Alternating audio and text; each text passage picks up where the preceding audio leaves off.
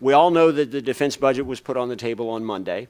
Roughly $553 billion is the top line level from the request. Much of the comparison of that number has been to different baselines. And one of the real questions you have in looking at defense is it up, is it down, is it flat? What exactly is going on here? The first baseline, of course, to compare to is the current spending baseline, and that is the FY10 enacted number.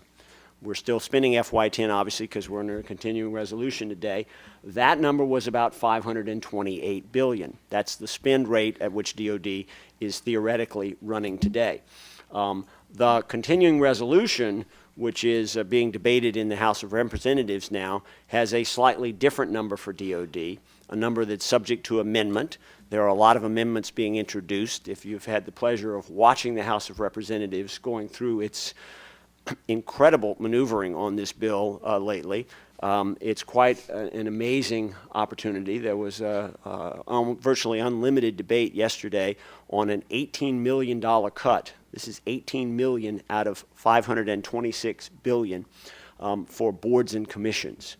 And if they're going to pick this apart at the $18 million each level, they're going to be at it for quite some time. It's enormously intriguing. I think right about the time we finish our discussion today, the section is coming up of the bill that will deal with the second engine for the Joint Strike Fighter, which is an amendment that's of considerably more importance both in terms of dollars and in terms of philosophical indications. But by and large, that's the second benchmark against which the defense budget is being compared. The third benchmark is actually the President's budget request from last year, which I would remind you, pull my number out here, was actually about $549 billion, only $4 billion less than the budget request for FY12. So if you look at last year's request, not enacted, not authorized, not appropriated, but requested, the current budget is up only a very small amount over last year's budget. In fact, in many ways, less than the level of inflation. My fundamental concern about the 12 budget is that, in my estimation, it didn't really take on a lot of the tough issues facing the department, and that suggests that the harder choices are really in the coming years. I don't want to minimize the problem set that the department faces. As Dr. Hamry has pointed out, they don't have a lot of the levers available to them that were there in the early 90s. You can't pull out major forces from Europe. We don't have a lot left, although we may see a little bit of that. There was some possibility we might have in this budget, and we didn't.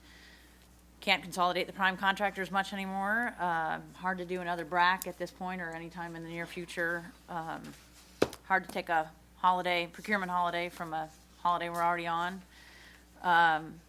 And sort of significant end strength reductions or force structure reductions are also not feasible in the current environment of a couple of ongoing conflicts. But what I think is significant is how much Gates was rolled since August of this year. Go back to what his red lines were when he first announced the defense initiatives, the efficiency initiatives. The first one, he's going to sustain top-line growth at 1% a year, and then use the savings to generate the additional 1 to 2% that was necessary to maintain essentially the program we have now into the future. Well, he got lost on that. $78 billion is being taken to the out years. He was going to produce $100 billion in savings initiatives, and the services were going to be able, the department's going to be able to reinvest that in force structure and modernization. Well, they did save 100, but $28 billion of that has to go to higher expected costs for O&M, for personnel.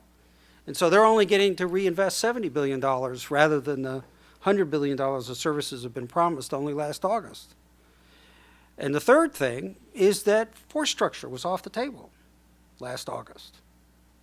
But the only way he could square it was to start cutting force structure. 27,000 in the Army, 15 to 20,000 in the Marines.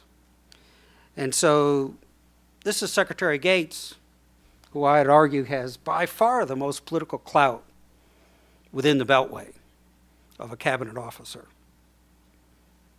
That's a pretty rapid change in his bottom lines.